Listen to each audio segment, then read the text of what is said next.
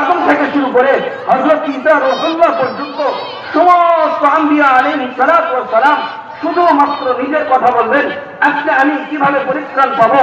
সকলেই বলবেন নফসি নফসি, আজকে আমি কিভাবে বাঁচবো। হযরত আদম বলবেন যে আমি আল্লাহ তাআলার কাছ থেকে কিভাবে বাঁচবো। হযরত নূহ বলবেন আল্লাহ তাআলার কাছ থেকে আমি কিভাবে বাঁচবো। হযরত মূসা বলবেন আমি আল্লাহর কাছ থেকে আমি কিভাবে বাঁচবো। হযরত ঈসা বলবেন আমি আল্লাহর কাছ থেকে কিভাবে বাঁচবো। হযরত ইব্রাহিম বলবেন আমি আল্লাহ তাআলার কাছ থেকে কিভাবে বাঁচবো। যেখানে আম্বিয়া আলাইহিস সালাতু ওয়াস সালাম নিজের জীবনে চিন্তা করবেন, তাহলে আপনার জান্নাতে নিয়ে যাওয়ার দায়িত্ব নেয় এমন কোন পীর বাবা? যেই পীরের কাছে যাওয়ার পরে আপনি নেশা ছাড়তে পারেন না, যেই পীরের কাছে যাওয়ার পরে আপনি মাদক ছাড়তে পারেন না, যেই পীরের কাছে যাওয়ার পরে আপনার দেহের মধ্যে রাসূলের সুন্নাত হবে না, এই পীরকে পীর বলা যায় না। এই পীরকে পীর বলা যায় না। আপনি যান, পীর মানে আপনি অনেক ব্যাখ্যা থাকতে পারে। আমি সহজ করে বলি, একজন ধর্ম শিক্ষক, আপনি আপনার পীরের কাছ থেকে আপনি ধর্ম শিখবেন, কোরআন শিখবেন, আপনি ইবাদত বন্দেগী কিভাবে করবেন তা শিখবেন, আপনি মুআমালাত মুআশারাত শিখবেন। হ্যাঁ, তার কাছ থেকে শিখার পরে আপনি আমল করবেন। কিন্তু যদি এমন হয় যে আপনার পীরই নামাজ পড়ে না, আপনার পীর আপনার ইবাদত করে না, আপনার পীরই আপনার কি করে নেশাগ্রস্ত, তাহলে আপনি ওই পীরকে কিভাবে পীর মানেন? এমন মানুষকে পীর বলা যায় না, অনুসরণ করা যায় না। এই জন্য আল্লাহ রাসূল সাল্লাল্লাহু আলাইহি ওয়াসাল্লাম স্পষ্ট বলে দিয়েছেন যে কবরের মধ্যে তোমরা সিজদা করো না। কবরে যে চলে গেছে সে তার জীবন নিয়ে আসে, সে হয়তো বড় মানুষ, হযরত নবী আলাইহিস সালাতু ওয়াস সালাম থেকে শুরু করে হযরত মুহাম্মদুর রাসূলুল্লাহ সাল্লাল্লাহু আলাইহি ওয়াসাল্লাম পর্যন্ত যত আম্বিয়া আলাইহিস সালাতু ওয়াস সালাম দুনিয়া থেকে বিদায় নিয়েছেন, তাদের জীবনে কোনো গুনাহ ছিল না। কিন্তু তাদের পর থেকে যত মানুষ দুনিয়া থেকে বিদায় নিয়েছেন, কারোর জীবনে কম গুনাহ, কারোর জীবনে বেশি গুনাহ, কারোর সামান্য একটু গুনাহ, কারোর অধিক।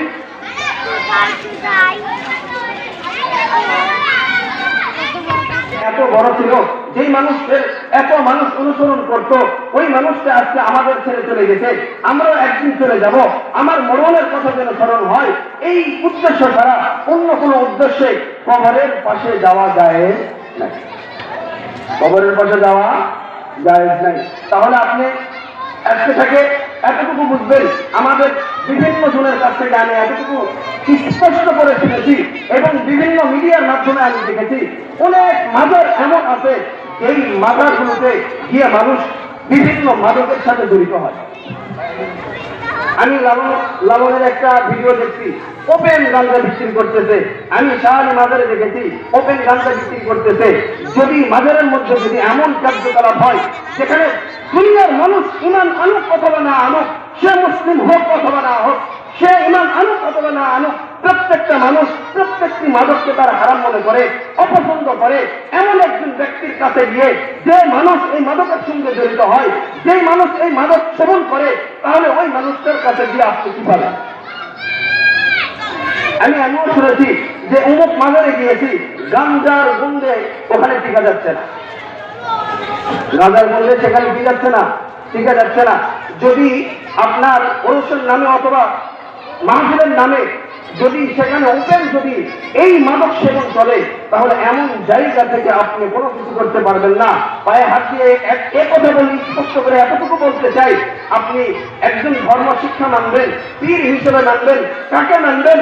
যাকে দেখলে আল্লাহর কথা মনে হয়, যাকে দেখলে রসুলের কথা মনে হয়, যাকে দেখলে আখিরাতের কথা মনে হয়, যাকে দেখলে নামাজ পড়তে মনে চায়, যার কথা সুন্দর লাগে, যার কথা কোরআন ও হাদিসের সঙ্গে মিলে, যার কথা ইসলামের সাথে মিলে, তার অনুসরণ করবেন। যদি এমন হয় যে নিজেও নামাজ পড়ে না, যে নিজেও মাদকের সাথে জড়িত, সে নিজেও মাদক খায়, এমন ব্যক্তির অনুসরণ করবে যে সে নিজেও জাহান্নামে যাবে, সে তার প্রিয় জাহান্নামে যাবে, তার প্রিয় জাহান্নামী, সেও জাহান্নামী। এই জন্য ধর্ম যাদক যারা আছে, আল্লাহ ওয়ালা যারা আছে, তাদের কাছে যান, আপনারা ধর্ম শিখেন, তাদের কাছ থেকে কোরআন ও হাদিস শিখেন। কিন্তু এমন ব্যক্তির কাছে যাওয়া যাবে না যে বলে নামাজ পড়া লাগবে না, অন্তর দিয়ে নামাজ হয়ে যায়। নিঃসন্দেহে যে কথা বলেছে সে ধ্বংস, যে এই কথা অনুসরণ করেছে সেও ধ্বংস। আমাদের সমাজের মধ্যে দিয়ে একজনকে দেখা যায় ও নামাজ পড়ার দরকার নেই, বিভিন্ন মাজারের মধ্যে গান বাজনাও হয়।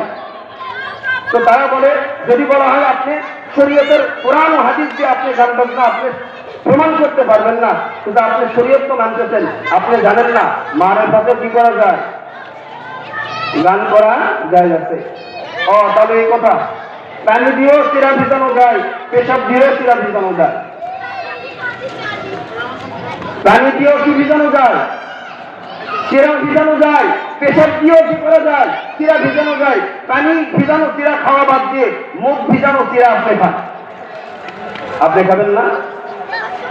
দুনিয়ার মানুষ খাবে? হ্যাঁ, যদি ভারত ভক্ত হন, যারা গরুর মুখ খায়, যদি তাদের মহাব্বত আর ভালোবাসা যদি আপনার অন্তরের মধ্যে থাকে, যদি গরুকে যদি আপনি গোমাতা মানেন, তাহলে হয়তো বা আপনি খাইতে পারেন। কোন ইমানদার এমনটা করতে পারে না। এই জন্য স্পষ্ট করে এতটুকু বলতে চাই, আপনারা কবরে যাবেন, জিয়ারত করবেন, সেখানে গিয়ে শুধুমাত্র একটু দোয়া কালাম করে তাদের জন্য দোয়া করবেন, নিজের জন্য দোয়া করবেন, এর থেকে আর বেশি কোনো কিছু করতে পারবেন না। আপনি ওখানে যাওয়ার পরে এই কথাও বলেন যে বাবা আমার জন্য অমুক কাজটা হয়ে যায়, নিঃসন্দেহে আল্লাহ তাআলার সাথে অন্য কোনো ব্যক্তিকে শরীক করার সমতুল্য। এই জন্য আমরা সকলেই সচেষ্ট থাকবো, কোনো অবস্থাতেই যেন, একটা কথা মনে রাখবেন, একটা মানুষের জীবনে গুনাহ হইতে পারে, সেটা বিভিন্ন গুনাহ হইতে পারে, আপনি নামাজ না পড়ার গুনাহ হইতে পারে, অন্য কোনো গুনাহ হইতে পারে, দৃষ্টির কারণে গুনাহ হইতে পারে, মিথ্যা কথা গুনাহ হইতে পারে, এর শাস্তিতে একরকম আছে। এটার কারণে আপনার ইবাদত নষ্ট হবে না। গুনাহ যতটুকু করেছেন হয়তোবা আল্লাহ তাআলা মাফও করতে পারেন, অথবা আপনাকে শাস্তিও দিতে পারেন। কিন্তু যদি আল্লাহ তাআলার সাথে কোনো ব্যক্তিকে যদি শরীক করেন, যদি আল্লাহ তাআলার সাথে যদি কোনো কাউকে ইবাদতের উপযুক্ত কাউকে যদি মনে করেন, যদি উপাসনালয় গিয়ে যদি আপনি অন্য কাউকে যদি উপাসনা করেন, তাহলে আপনার জীবনের যত ইবাদত করেছেন সমস্ত ইবাদত একটা কারণেই শেষ হয়ে যাবে, মুহূর্তের মধ্যেই কি হয়ে যায়, শেষ হয়ে যায়। এই জন্য আমার ইবাদতের মধ্যে যেন কি না থাকে, শিরক না থাকে, আমার ইবাদতের মধ্যে যেন কোনো বিদআত না থাকে। এই জন্য সচেষ্ট থাকা। সাহাবায়ে কেরাম রাসূলকে যেমন ভালোবেসেছেন, আমরাও তেমন যেন ভালোবাসতে পারি। সাহাবায়ে কেরাম যেমন রাসূলের অনুসরণ করেছে, আমরাও যেন অনুসরণ করতে পারি। তাহলে আজকে আমাদের এই মাহফিল সার্থক হবে। আল্লাহ তাআলা এই কথাগুলো বলনেওয়ালা এবং শুননেওয়ালা সকলকে আমল করার তৌফিক দান করুন। আমিন। ওয়া আখিরু দাওয়ানা